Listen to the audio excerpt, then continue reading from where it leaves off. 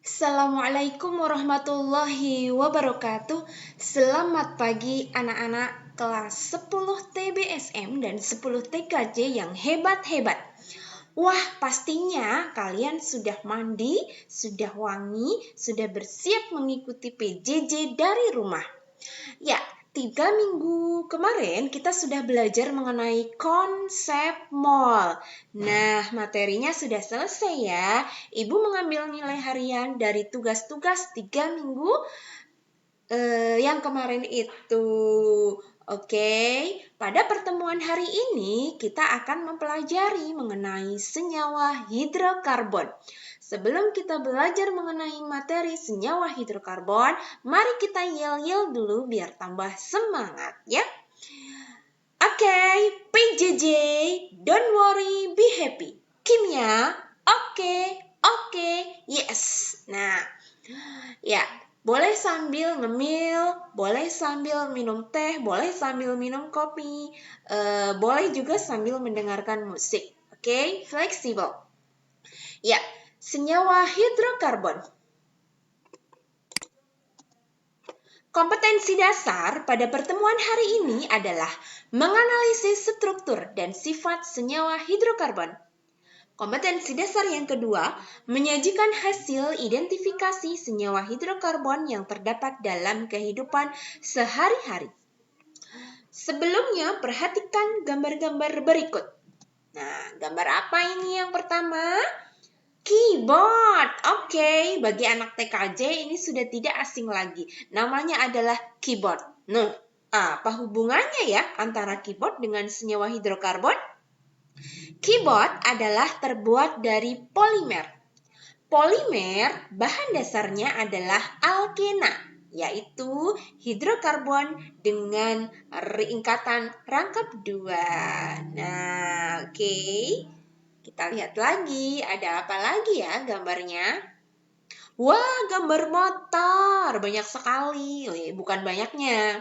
Di sini kita lihat bodi motor. Bodi motor biasanya sebagian besar terbuat dari apa? Plastik ya? Oke. Plastik juga terbuat dari polimer. Polimer menggunakan bahan dasar hidrokarbon. Nah, kita lihat lagi. Ini gambar apa? Gambar orang lagi ngelas. Pintar sekali. Nah, las karbit. Nah, biasa kalian kenal dengan istilah las karbit nih, anak-anak TSM sudah tidak asing lagi ya, walaupun belum pernah praktek ngelas. Nah, las karbit ini menggunakan bahan dasar apa coba? Sama, dia menggunakan bahan dasar hidrokarbon berupa etuna atau asetilena. Nih, keren ya. Ini apa coba ini? Oli, ya, oli motor. Tanpa oli, maka motor akan cepat rusak. Bahan dasarnya apa? Sama, bahan dasarnya juga hidrokarbon. Ibu, kok banyak banget yang jurusan TSM? Wis, tenang saja. Walaupun gambar-gambarnya yang ibu tampilkan banyak yang TSM, yang TKJ tidak kalah dong. Apalagi coba ada monitor. Nah, ada layar monitor ya. Kemudian itu juga terbuat dari plastik. Ada apa lagi? Ada mouse. Ada apa lagi? Ada casing CPU. Oke. Ada apa lagi? Ada printer. Ada apa lagi? Ada kabel. No, kabel? Iya, kabel itu bahannya adalah dari tembaga. Nah, kalau kabelnya tidak dibungkus, maka akan membahayakan sehingga dibungkus. Bungkus kabel itu apa coba? Plastik. Iya, bungkus kabelnya adalah plastik yang terbuat dari polimer. Bahasanya adalah bakelit. Nah, sehingga dia aman. Mau dipegang pun aman ya. Oke, itu sekilas mengenai manfaat dari senyawa hidrokarbon dalam kehidupan sehari-hari. Sekali lagi, kimia itu adalah asyik dan menarik karena dia selalu ada dalam kehidupan kita sehari-hari. Selalu ada di samping kita, bahkan kita butuhkan, ya. Wah, Ibu, tapi kan hitungannya susah. Please, ubah mindset kalian. Bahwasanya Kalau kalian berpikiran sulit, maka akan terwujudlah sulit itu. Apabila kalian berpikir mudah, maka kimia adalah mudah. Ya, kita lanjutkan. Senyawa karbon. Senyawa karbon terdiri dari senyawa organik dan senyawa anorganik. Apa itu senyawa organik? Senyawa organik berasal dari makhluk hidup. Nah, contohnya ada gula dengan rumus kimia C6 ibu C12H22O11 dan urea CONH2 dua kali. Urea, pupuk urea, bukan. Urea ini yang berasal dari kotoran-kotoran makhluk hidup berupa manusia dan hewan. Kalau pupuk urea itu sudah dibuat ya dari bahan kimia. Nah, yang kedua senyawa anorganik, yaitu senyawa yang berasal dari benda mati. Contohnya ada garam dapur dengan rumus kimia NaCl atau natrium klorida. Ada air, ada pasir, ada batu kabur, dan ada boksit. Nah, sekarang perbedaannya bagaimana ya antara senyawa organik dan senyawa anorganik? Senyawa organik. Senyawa organik mempunyai titik didih dan titik lebur rendah. Sukar larut dalam air tetapi mudah larut dalam pelarut nonpolar. Nonpolar itu tidak suka air, benci sama air. Contohnya adalah kloroform. Pada umumnya mudah terbakar. Contohnya bensin. Senyawanya berikatan kovalen. Nah, masih ingat kan ikatan kimia? Bahwasanya materi hidrokarbon juga berhubungan dengan materi ikatan kimia. Ada ikatan ion, ada ikatan kovalen di semester 1. Tapi untuk hidrokarbon semuanya adalah ikatan kovalen. Ikatan antara unsur logam dengan non-logam. Ingat ya, ingatlah. Kalian kan hebat. Sekarang senyawa anorganik. Senyawa anorganik itu ciri-cirinya bagaimana sih? Titik didih dan titik lebur relatif tinggi. Contohnya garam dapur. Mudah larut dalam air dan sukar larut dalam pelarut nonpolar. Nah, pada umumnya sukar terbakar. Contohnya adalah garam dapur. Senyawanya berikatan kovalen. Garam dapur tadi termasuk contohnya adalah anorganik ya, betul ya? Oke, kita lanjutkan sekarang. Kekhasan atom karbon. Ciri khas dari senyawa hidrokarbon adalah senyawa yang mengandung atom C dan atom H. Nah, atom C itu adalah karbon. Karbon ini mempunyai kekhasan. Kekhasan itu sama saja dengan ciri khas atau sama saja dengan keunikan. Apa sih keunikannya? Yang pertama, atom karbon mampu membentuk 4 ikatan kovalen. Nah, ada 4. Mengapa dia mampu membentuk 4 ikatan kovalen? Karena dia memiliki 6 elektron. Kita perhatikan di sini. C memiliki 6 elektron. Apabila dikonfigurasikan, nah masih ingat konfigurasi elektron?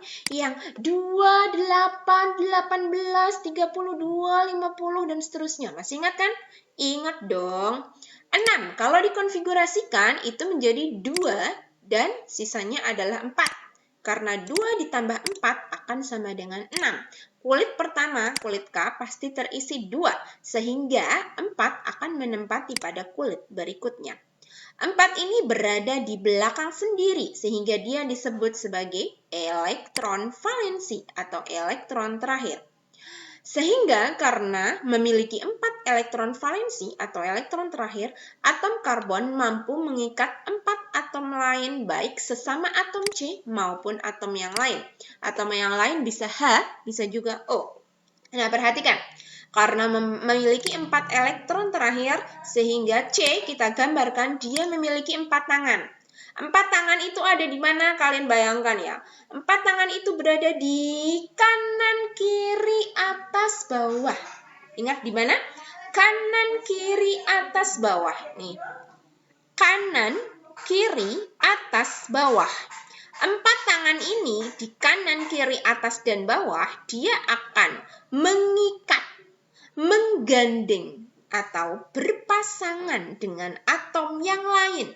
Entah itu atom C, entah itu atom H, maupun atom O. Bayangkan kalau kalian memiliki berapa tangan? 2 kan? Nah, 2 tangan kalian berada di mana? Di kanan dan kiri. Sehingga 2 tangan kalian ini bisa menggandeng tangan teman yang lain. Nah, sehingga kalian dikatakan sedang berikatan. Paham?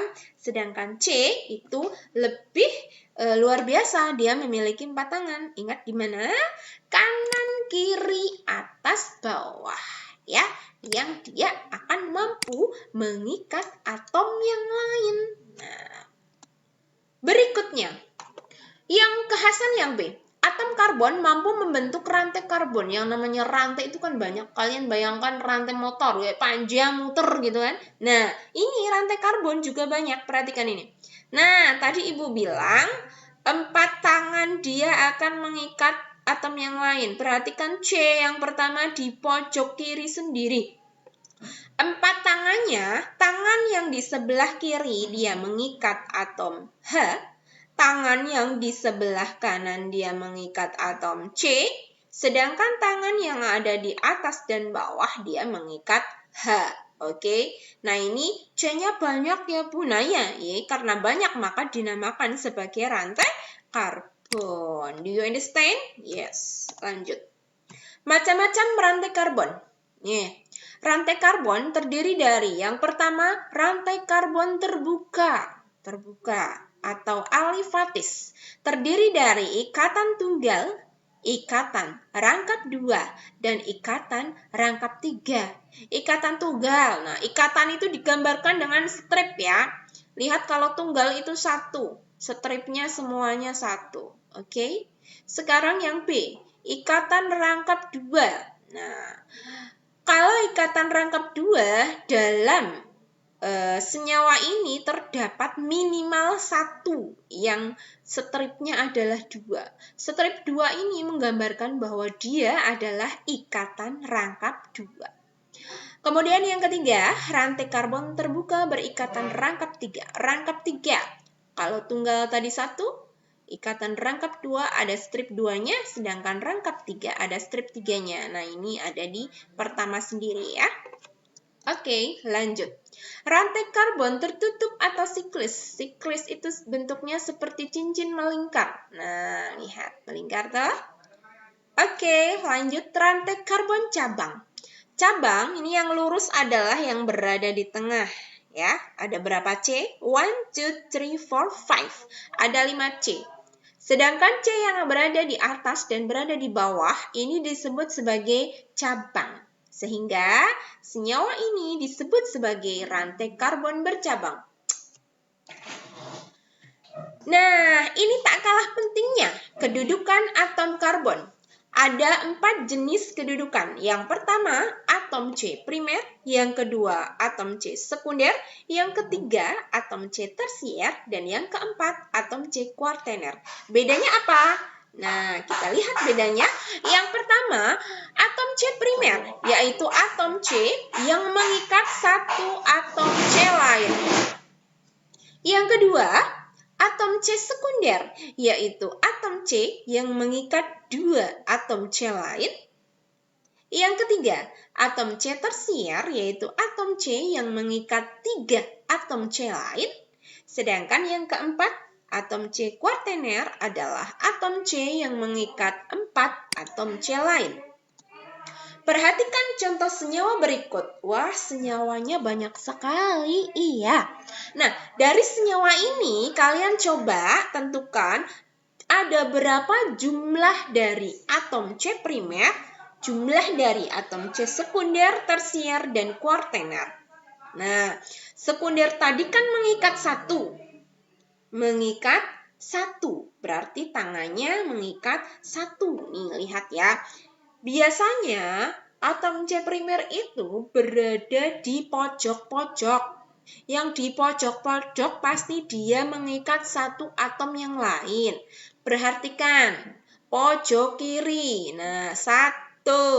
pojok kanan 2, atas dewek 3. Ini ada lagi atas ini 4, 5.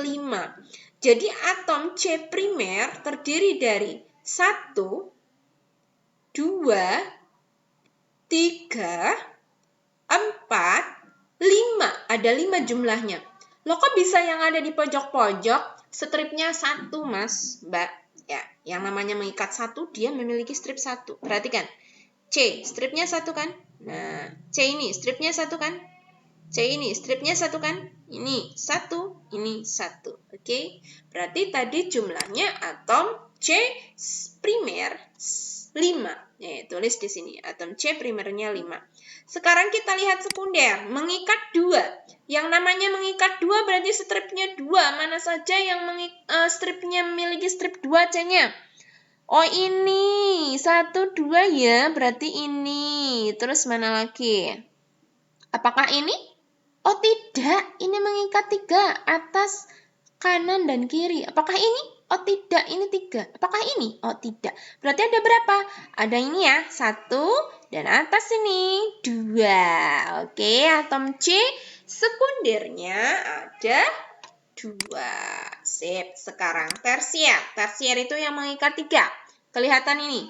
Nah, ini dia. Dia mengikat kanan, kiri, dan atas. Ini juga mengikat kanan, kiri, dan atas. Yang ini juga kanan, kiri, dan atas. Kita hitung jumlahnya 1, 2, 3. Ada 3. Nah, sehingga atom C tersiernya ada 3. Sekarang kuartener yang mengikat 4 ada apa enggak kira-kira ya? Nggak ada yang mengikat 4. Kalau nggak ada ya kita tulis 0. Oke, sekian dulu dari Ibu. Semoga kalian paham. Kalau belum paham, kalian bisa bertanya melalui WA grup ya. Kemudian setelah ini kalian ngapain? Setelah ini kalian bisa tulis materinya, nanti Ibu share. Kemudian kalian kerjakan tugasnya. Ibu yakin kalian pasti bisa kalau mau berusaha. Ya. Billahi fissabil haq. Wassalamualaikum warahmatullahi wabarakatuh.